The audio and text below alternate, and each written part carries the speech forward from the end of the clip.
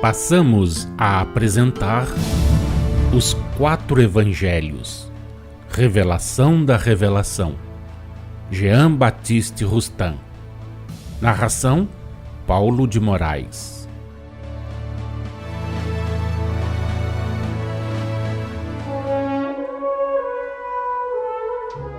Evangelho de Jesus segundo Mateus, capítulo 8, versículos 18 a 22. Evangelho de Jesus segundo Lucas, capítulo 9, versículos 57 a 62. Jesus põe à prova os que querem segui-lo. Vendo-se Jesus cercado por grande multidão, resolveu atravessar o lago. Quando estavam no caminho, disse-lhe um escriba: Mestre, seguir-te-ei para onde quer que fores. Replicou-lhe Jesus: As raposas têm covis e as aves do céu têm ninhos, mas o Filho do Homem não tem onde reclinar a cabeça. A um discípulo disse: Segue-me. Ao que este pediu: Senhor, permite que primeiro eu vá enterrar meu pai. Tornou-lhe Jesus: Deixa que os mortos enterrem os seus mortos. Tu, porém, vai e anuncia o reino de Deus. Ainda outro disse: Eu te seguirei, Senhor, mas permite que vá antes dizer adeus aos de minha casa. Respondeu-lhe Jesus: Quem empunha o arado e torna a olhar para trás, não é apto para o reino de Deus. Número 117. Por estas palavras, certamente não pretendeu Jesus prescrever aos homens que, para trilharem o caminho por ele indicado e anunciarem o reino de Deus, isto é, para mostrarem as sendas e os meios que conduzem à vida eterna, renunciassem às exigências e necessidades da existência humana, relativas tanto à habitação como aos alimentos e ao vestuário, que renunciassem ao cumprimento dos deveres para com os despojos mortais daqueles a quem os prendiam os laços do sangue ou da amizade, que rompessem as ligações de família, que a repudiassem ou deixassem de cumprir as obrigações que lhes ela impõe. Devendo sempre procurar o espírito, o homem frequentemente esbarrou na letra. O erro dos que comentam as palavras de Jesus consiste em admitirem para umas o símile, a figura oriental, que recusam as outras. Em lhe falsearem ou modificarem o pensamento de acordo com os tempos, desfigurando-o ao sabor das conveniências, atribuindo assim ao mestre absurdos de que mesmo o homem se envergonharia. Buscai nas palavras de Jesus o espírito sob o véu da letra, e encontrareis sempre uma lição de justiça, de amor, de devotamento, de caridade imensa, uma luz sempre nova na estrada do progresso. Tratai, pois, de compreendê-las todas em espírito e em verdade, segundo o espírito que vivifica, e não segundo a letra que mata.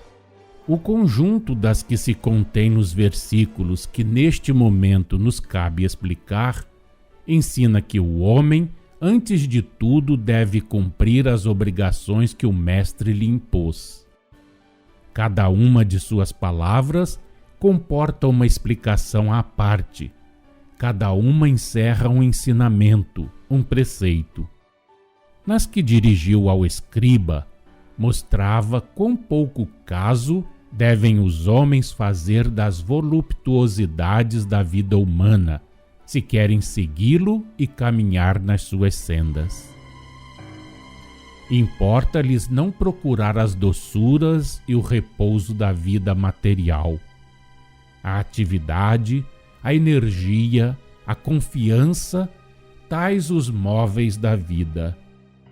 Ensinava-lhes a serem desprendidos de tudo, a nunca se preocuparem demasiadamente, mais do que seja preciso com seus interesses particulares.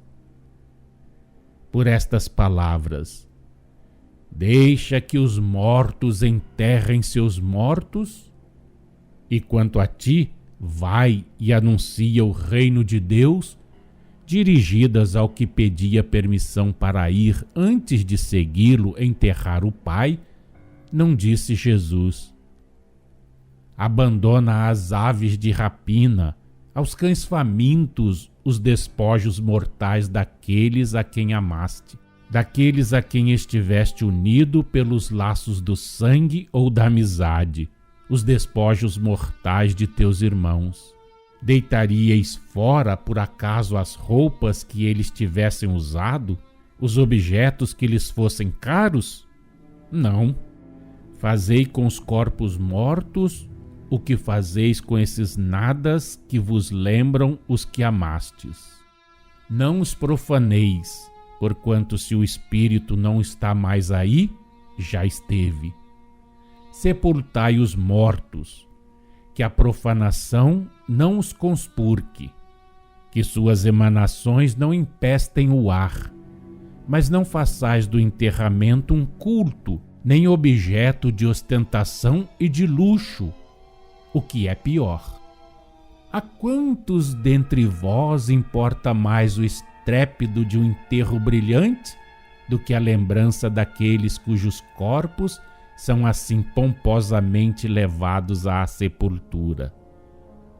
Ah, deixai que os mortos enterrem seus mortos e dispensai, ó bem-amados, ao envoltório material a atenção devida a um objeto que o defunto amou. Amai, porém, amai com todo o vosso amor aquele que se ausentou desse corpo inanimado. Para ele, os vossos cuidados, o vosso amor. Consista o vosso luxo em orações íntimas, saídas do coração. Não deixeis que arrefeça o vosso zelo por aquele que abandonou o corpo, como arrefece com relação a esse corpo. Entrai num desses recintos povoados de cadáveres e apreciai a progressão decrescente do afeto e da lembrança. Contemplai as flores que fenecem pouco a pouco e das quais não resta o mais ligeiro sinal ao cabo de alguns anos. Vede como o musgo e os parasitas progridem na pedra, tanto quanto os vermes no corpo. Compreendereis então não ser a morte material o que atrai o homem. Que são os despojos mortais deste? Matéria que os vermes decompõem, um composto tirado do todo universal e que a ele tem que voltar subdividindo-se.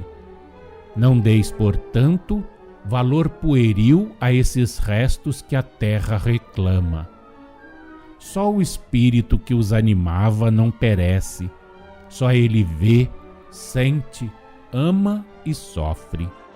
Os mortos de que Jesus falava são os que vivem exclusivamente para o corpo e não pelo espírito e para o espírito. São aqueles para quem o corpo é tudo e o espírito nada. Aqueles que, tendo ouvidos para ouvir e compreender, não ouvem nem compreendem, que são incapazes de ouvir e compreender, que têm olhos para ver e não veem, que são incapazes de ver. Abandonai, pois, os mortos, que os mortos pelo espírito e para o espírito, vivos para o corpo, aos quais falecem outras consolações, se agarrem a esses amontoados de podridões. Deixai-lhes, deixai que enterrem seus mortos. Abandonai-lhes esses mortos e ide vós pregar a vida eterna. consolai, amparai, exortai os homens e fazei-os entrar nas veredas da vida, onde tudo é perfume e luz.